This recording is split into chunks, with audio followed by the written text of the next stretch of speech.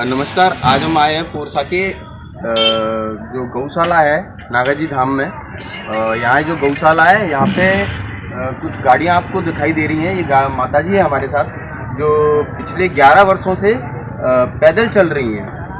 तो आइए जानते हैं इनके बारे में। और इनका क्रू भी है, 10-20 लोगों का ग्रुप है जो कि काफ़ी 11 सालों से इनके साथ में ही है। और भी आगे की जानकारी है हम आपसे लेते हैं। आइए बातचीत करते हैं माता जी से। तो माता जी, कितने गांव आपने अभी तक घूम लिए होंगे इन 11 सालों में? 20,900 से अधिक गाँव में पद यात्रा में चले हैं। 20,900 से अधिक गाँव से हो चुके हैं आप अभी तक। और आगे कितने वर्षों तक ये चलने वाली है?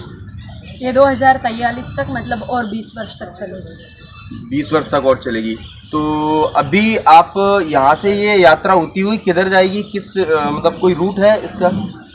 अभी ये भिंड बढ़ेगी। हाँ। भिंड से दतिया जिले में पूर्ण काम करते थे, ग्वालियर से शिवपुरी, अशोकनगर, ऐसे आगे जाए। अच्छा। तो पूरे भारत में इसको संचालन इसका कौन करता है? मेरे साथ मतलब पूछने का, इसका संचालन बस हम ही करते हैं। मतलब कोई संस्था नहीं है, कुछ नहीं है? जी नहीं, ये 31 वर्षीय गो पर्यावरण अध्यात्म चेतना पदयात्रा ही अपने आप में संस्थान है। और इसके अलग से कोई संस्थान वगैरह बना हुआ नहीं है। यात्रा ही अपने आप में एक संस्था है और इसी के माध्यम से यात्रा चल रही है। अच्छा, तो सिर्फ अकेली ये पदयात्रा चल रही है या और भी जगहों पे, शहरों में चल रही है? मैं आपको अति संक्षिप्त में थोड़ी सी जानकारी दे देती हूँ। आज से 11 वर्ष पहले 4 दिसंबर 2012 को महाराणा प्रताप सिंह जी की वीरभूमि हल्दीघाटी से यात्रा प्रारंभ हुई। अब तक पिछले 11 वर्षों में 1,10,000 किलोमीटर की दूरी को इसने पार कर लिया है। और पूर्व में बताया वैसे ही 20,900 गांव में होते हुए आज ये पोरसा पहुंची है। इस यात्रा की ऐसी और भी 3 शाखाएं हैं। एक ये मुरैना में पहुंची है, शाम यात्रा जो आप सभी देख पा रहे हैं। ऐसी एक और शाखा टीकमगढ़ में है जिसको शिव यात्रा उपनाम है। और एक राम यात्रा है जो रतलाम पहुंची है। इस तरीके से इसके 3 भाग चल रहे हैं जो पैदल यात्राएं हैं।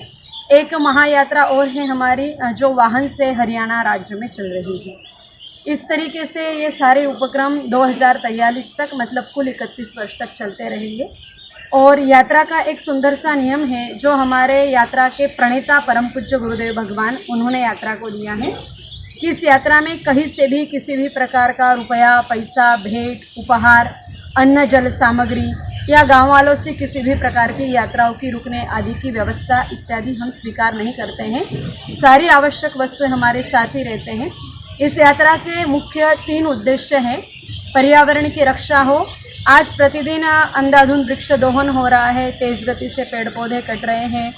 अनावश्यक ही कई प्रकार की वस्तुओं का उपयोग करके इंसान जगह जगह पर उसको फेंक रहे हैं, तो उससे भूमि प्रदूषण बढ़ रहा है। यूरिया, डीएपी, प्लास्टिसाइड का भरपूर इस्तेमाल वर्तमान समय में कृषक भाई कर रहे हैं। इसी के साथ जितना भी पानी आज भारत में इस्तेमाल हो रहा है वो अधिकतर दूषित पानी जलाशयों में डालते हैं, जिससे जल प्रदूषण भी बढ़ रहा है। खूब सारे वाहन हाईवे पर चल रहे हैं, उसमें से निकलने वाला डाई मोनोऑक्साइड के कारण वायु प्रदूषण बढ़ रहा है। तो ये सारे प्रकार के प्रदूषण कुछ कम हो, इंसान अपने प्रकृति के प्रति कर्तव्य को समझे, ये इस यात्रा का पहला उद्देश्य है। यात्रा का दूसरा उद्देश्य है आध्यात्म का प्रचार प्रसार हो। आज भारत में कुछ अंधश्रद्धा ज़्यादा है। अंधश्रद्धा का अर्थ कम शब्दों में समझाऊँ तो भगवान को मानना या भगवान संबंधित पूजा अर्चना करना, ये अंधश्रद्धा नहीं है। अंधश्रद्धा का सीधा सा अर्थ है कि जो चीज़ सच नहीं है उस चीज़ को सच मान करके स्वीकार करना। आज ऐसे बहुत सारे प्रोडक्ट हैं जो प्रोडक्ट प्रदर्शन के दौरान बताया जाता है कि ये इस प्रकार से आपके बॉडी पर या आपके जीवन में काम करेगा, जबकि वैज्ञानिक दृष्टिकोण से भी इसमें ऐसी कोई सच्चाई नहीं होती। फिर भी देश के पढ़े लिखे युवा इस प्रकार के खूब सारे उत्पादों का प्रयोग करते। ये अंधश्रद्धा समाज से खत्म हो। हम किसी भी चीज़ की सच्चाई को जाने और उस सत्य को पूर्ण रूप से जानने के बाद ही किसी भी प्रकार के स्थिति को, परिस्थिति को या पदार्थ को स्वीकार करें। ये इस यात्रा का दूसरा उद्देश्य है।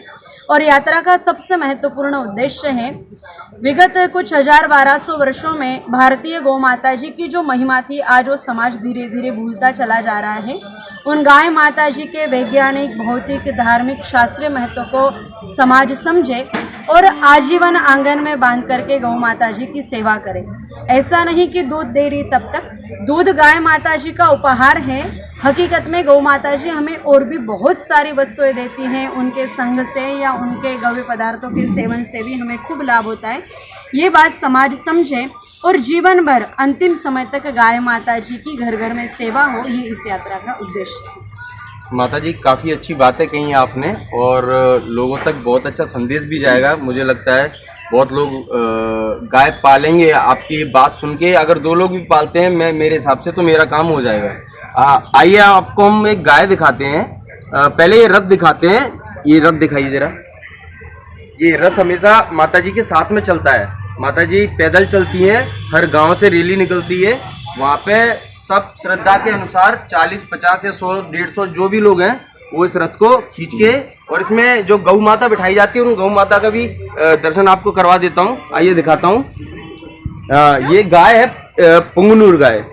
ये माता जी तमिलनाडु में होती है शायद ये नस्ल।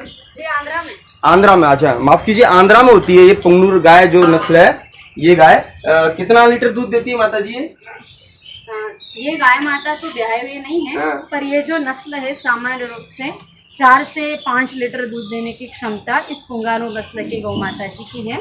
और इनके अगर अपन फैट की बात करते हैं तो नॉर्मली इनके दूध में 7 से 8% फैट पाई जाती है। बहुत बढ़िया। इतना फैट तो भैंस के दूध में होता होगा शायद। मुझे भी जानकारी नहीं इस बारे में, लेकिन ये काफी अच्छा है कि फैट भी, और काफी छोटी नस्ल की गाय है तो इतना दूध देना भी अच्छा है। तो इससे भी छोटी होती है या इतनी बड़ी होती है?